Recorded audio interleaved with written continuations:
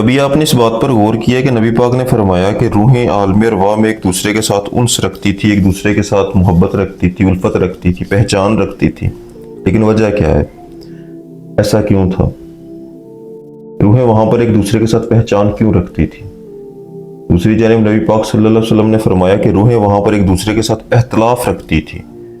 اختلافات کی وجہ کیا ہے؟ کبھی غور کیا کہ روحوں کے درمیان اختلاف کیوں پیدا ہو گیا تھا؟ دیکھو، اختلاف اور محبت دونوں ایسے جذبے ہیں جن کے پیچھے کوئی نہ کوئی ریزن انسان کو ضرور چاہیے۔ نہ تو بغیر وجہ کے انسان کسی سے محبت کرتا ہے اور نہ ہی بغیر وجہ کے کسی کے ساتھ اختلاف ہو سکتا ہے۔ تو روحوں کے درمیان اگر محبت پیدا ہوئی، روحوں کے درمیان اگر اختلافات پیدا ہوئے، تو اس کے پیچھے وجہ آخر تھی کیا؟ ریزن کیا تھی؟ کیا وہاں پر کوئی وجود وجہ تھی؟ مطلب کہ روح اگر کسی سے محبت کر رہی ہے، کسی کے ساتھ انس رکھ رہی ہے، تو وہ کسی کی شکل صورت اس کے وجود کو پسند کر رہی ہے، تو وہاں پر وجود تھے ہی نہیں۔ وہاں پر ہماری ایک ایسی حالت تھی جس حالت میں ہمارے پاس یہ مٹی کا بت نہیں تھا، یہ روح کا تیسرا دور تھا، یعنی عالم ارواح کے اندر وہاں پر ہمارے پاس یہ مٹی کا وجود نہیں تھا۔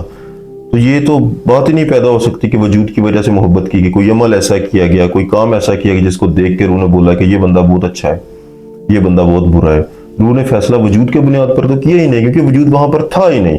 کیا وہاں پر کوئی میل اور فیمیل والا کنسپٹ موجود تھا جس کی وجہ سے اختلافات ہوئے، محبتیں ہوئی؟ تو وہاں پر تو روح کا تو کوئی جینڈر ہی نہیں ہے۔ روح نہ میل ہے، روح نہ فیمیل ہے، روح تو ایک انرجی کا نام ہے، روح تو ایک علم کا نام ہے، روح تو ایک نور کا نام ہے۔ تو اس کے آپس میں اختلافات آخر کس بیس پر پیدا ہو گئے؟ ان کے درمیان آخر محبت کس بیس پہ پیدا ہوگی؟ وجہ کیا تھی؟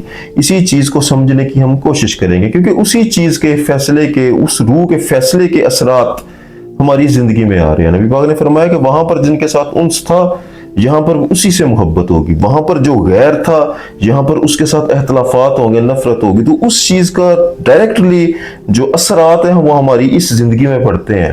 تو وجہ کیا تھی؟ ریزن کیا تھی؟ ہماری محبت وہاں پر روح نے سلیکٹ کی، روح نے طے کر لیا کہ کس شخص کے ساتھ جا کے تو محبت کرے گا۔ یہ روح کا فیصلہ ہے، یہ ہماری ڈومین کی چیز نہیں ہے، یہ ہماری روح کا فیصلہ جو عالم ارواح میں وہ لے چکی تھی۔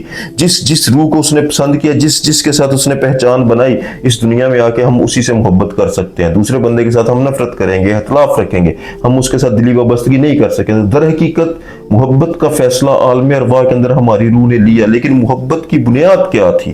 کس بنیاد پر اختلاف کیا گیا، کس بنیاد پر محبت کی گئی، انس رکھا گیا، الفت کی گئی؟ اسی چیز کی گہرائی میں ہم اترنا چاہیں گے انشاءاللہ آج۔ لیکن ایک بات میں آپ کو بتاؤں کہ اس کو سمجھنے کے لیے نا آپ کو تھوڑا نہیں، کافی پیچھے چلنا ہوگا اس دور سے، یعنی عالم ارواح سے بھی پیچھے کی دنیا میں ہمیں جانا ہوگا، جا کے چیک کرنا ہوگا کہ آخر وجہ کیا ہے۔ کیونکہ وہاں پر نہ روٹی کا مسئلہ ہے، نہ مکان کا مسئلہ ہے، نہ کوئی قبیلے کی جنگ ہے، وہاں پر کس چیز کا مسئلہ ہے؟ روح کو نہ کپڑے چاہیے، روح کو نہ روٹی چاہیے، روح کو نہ کھانا چاہیے، روح کو آخر یہی اختلافات کے ریزن ہوتے ہیں نا، کہ کسی کے ساتھ ایسا مسئلہ بن گیا جی کہ اس نے میرے خلاف بات کی ہے، ٹھیک ہے، اس نے میرے خلاف یہ کام کیا ہے، تو روح کو وہاں پر یہ جو دنیاوی مسائل ہے نا، یہ موجود نہیں تھے وہاں پر۔ تو روح کو کیا چیز اختلاف کرنے پر مجبور کیا، کیا چیز محبت کرنے پر مجبور کیا؟ پیچھے چلتے ہیں کہاں؟ اللہ رب العزت نے جب اس کائنات کی تخلیق کی، اس کائنات کا آغاز کیا، تو اللہ تعالیٰ کی ذات نے اپنی دو صفات کو، جب اس کی تجلی ہوئی، اللہ تعالیٰ کی ذات کی تجلیات کا مظہر ہے یہ کائنات، دو صفات کی جب تجلیات ہوئی، ایک اللہ تعالیٰ کی ذات کے رحم، اللہ تعالیٰ کی ذات کی محبت، اللہ تعالیٰ کی ذات کے عشق کی جو تجلیات ہوئیں، اس کی وجہ سے خیر پیدا ہو گیا، جسے آپ ایک انرجی کہہ سکتے ہیں، یعنی ایک پازیٹیو انرجی پیدا ہوئی، خیر پیدا ہوا۔ اس کے علاوہ اللہ تعالیٰ کی ذات کی ایک صفت ہے القہار، الجبار، جلال۔ دیکھو، جمال بھی جہاں پر ہے وہاں پر جلال بھی ہے، جہاں پر رحم ہے وہاں پر قہر بھی ہے، جہاں پر مہربان ہے وہ وہاں پر جبار بھی ہے۔ تو اس کی جب تجلی ہوئی تو اس کی وجہ سے نار پیدا ہو گیا، نار شیطان، یعنی آپ جسے نیگیٹو انرجی کہہ سکتے ہیں۔ تو دونوں انرجیز پیدا ہوئی، پازیٹیو انرجی بھی اور نیگیٹو انرجی بھی، خیر بھی اور نار شیطان بھی۔ اب نار شیطان کے اندر سے شر آیا، شر کے اندر سے نفس پیدا ہوا، نفس کے اندر سے کبر آیا، اور کبر شیطان نے کیا، عزازیل نے کیا، تو وہ ابلیس بن گیا۔ آپ ابلیس کے اس سارے واقعے پر غور کریں نا تو آپ کو اس چیز کی سمجھ آ جائے گی کہ شیطان کو کس نے ورگلایا تھا۔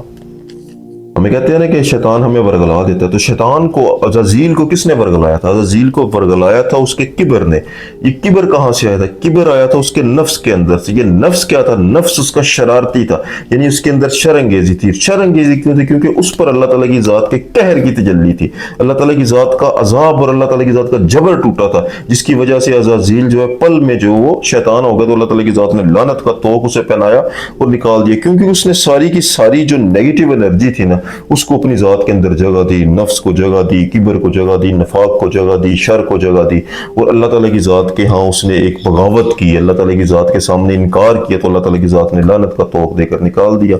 इससे एक कदम आगे बढ़ी। यहाँ तक आपको बात की समझ आ गई ना कि एनर्जीज दो टाइप की हैं। सिंपल वर्डिंग में अगर आपको बताऊं ना, तो पॉजिटिविटी, नेगेटिविटी, खैर और शर, ये दोनों तरह की एनर्जीज अल्लाह ताला की ज़ात ने अपने तजल्लियात करके इस कायनात में बखेर दी। ठीक है, उसके बाद अल्लाह ताला की ज़ात ने जब मजीद इस कायनात को वुसअत अता की, तो अल्लाह ताला की ज़ात ने फरिश्ते बनाए, लेकिन फरिश्तों के अंदर अल्लाह ताला की ज़ात ने एक पहलू बंद कर दिया। क्या पहलू बंद कर दिया? कि उन्होंने उसके अंदर जो कबूल करने की सिफ्त है ना फरिश्ते की ज़ात के अंदर, वो सिर्फ एक ही एनर्जी को कबूल कर सकता है, यानी नार जो है ना, नार वाली एनर्जी या नेगेटिव एनर्जी, उसको फरिश्ते को बनाया ही इस साख्त पर गया कि वो सिर्फ एक पहलू को कबूल कर सके, दूसरे पहलू को वो कबूल नहीं कर सकता। इससे आगे और बढ़े तो जिन्नात को देखो, जिन्नात के अंदर अल्लाह ताला की ज़ात ने नार को ज्यादा रखा, एक आग से बनाया ना, एक आग, भड़कती हुई आग से अल्लाह ताला की ज़ात ने शोले से पैदा किया, तो उसके अंदर नार का एलिमेंट बहुत ज्यादा हुआ, तो वो जो नेगेटिव एनर्जी थी ना, नारे शैतान, उसको ज्यादा वो एक्सेप्ट करता था। फरिश्ता क्या था? फरिश्ते का एक पहलू बंद है, वो सिर्फ और सिर्फ पॉजिटिविटी को एक्सेप्ट कर पा रहा है। जो शयातीन है वो क्या है? वो ज्यादा नार से बने हुए, तो वो दूसरी जानिब से वो दूसरी नेगेटिव एनर्जी को अपनी जात के अंदर उंडेल रहे। तो ये दोनों एनर्जीज, ये दोनों मखलूकात की बुनियाद भी बने, जिसकी वजह से ये एक फरिश्ता बना और एक शैतान बन गए, जिन्नात बन गए। तो ये चीजें, लेकिन जब बारी रूह की आई, जहां पर ये रूह की जब बारी आई, तो रूह के लिए खुला ऑप्शन है। रूह को अल्लाह ताला की ज़ात ने मैं हूं का एहसास दिया और अल्लाह ताला की ज़ात ने इल्म अता कर दिया। लेकिन एक बात हमेशा याद रखना कि ये मैं रूह के तीसरे दौर की बात कर रहा हूँ। आलम अरवाह के अंदर रूह की तारीख इससे भी पुरानी है, रूह इससे भी कदीम है। रूह की जो पहला दौर है वो रूहुल कुदस है, वहां पर रूह के पास मैं हूं का एहसास नहीं था। मैं हूं का एहसास इससे जाकर मिला रूह रूहानी में, यानी आलम अरवाह के अंदर, इसके अंदर वो एहसास पैदा हुआ कि मैं भी कोई हूं। इससे पहले रूह सुल्तान और रूहुल कुदस के मुकाम पर ये सिर्फ एक नॉलेज के तौर पर, एक इल्म के तौर पर थी, एक शऊर के तौर पर थी सिर्फ, वहां पर इसको एहसास नहीं था जुदाई का एहसास।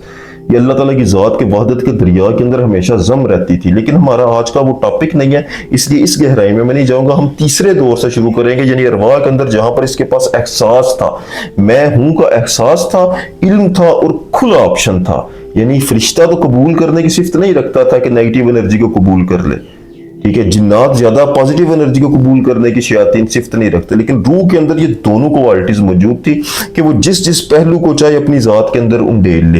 तो यहां पर आकर रूह ने अपने एहसास से, यानी जो मैं का एहसास है ना, अपने एहसास से उसने चीजों को अपनी जात के अंदर ऑब्जर्व करना शुरू कर दिया था, नेगेटिव एनर्जी को। अब नेगेटिव एनर्जी क्या है? किसी के अंदर किबर आ गया, किसी के अंदर जो है वो हुसन परस्ती आ गई, किसी ने दुनिया को पसंद कर दिया, किसी ने जन्नत को पसंद कर दिया, किसी ने दोज़ख को पसंद कर लिया, किसी ने खालिस्तन अल्लाह ताला की ज़ात को रख लिया, किसी ने हुसन परस्ती को पसंद कर दिया। तो ये सारी की सारी जो एनर्जीज थी ना, जो नफ्स से रिलेटेड, ठीक है, जो नारे शैतान से रिलेटेड थी, ये भी एक जो पहलू है इंसान की ज़ात के अंदर आ सकता है।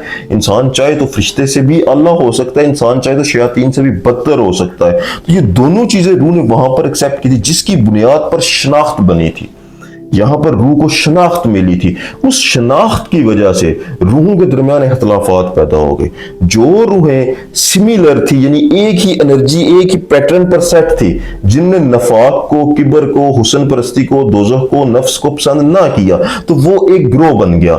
दूसरा वो ग्रोह बना, वो वाली रूहें जिन्होंने खालिस्तन अल्लाह ताला की जात को रखा, वो अलग ग्रोह बन गया। तीसरा वो ग्रोह बना जो नारे शैतान सुनकर उसकी जानिब को रागिब होगी, वो अलग ग्रोह। नबी पाक ने क्या फरमाया कि रूहें ग्रोहों की शक्ल में तकसीम होना शुरू हो गई थी, वहां पर एक दूसरे के साथ पहचान बनने लगी। ये जो शनाख्त का एलिमेंट है ना, ये अरवाह के अंदर रूह को अता कर दिया गया था। ये उसका अपना जाती फैसला था ना कि उसने अपनी जात के अंदर किस चीज को कबूल किया है। तो जो रूहें वहां पर एक दूसरे के साथ पहचान रखती थी, उसके अंदर सिमिलर एनर्जी थी। आज इस दुनिया में तुम आगे देखो ना, तुम्हारा जो दोस्त होगा वो तुम्हारे जैसा होगा।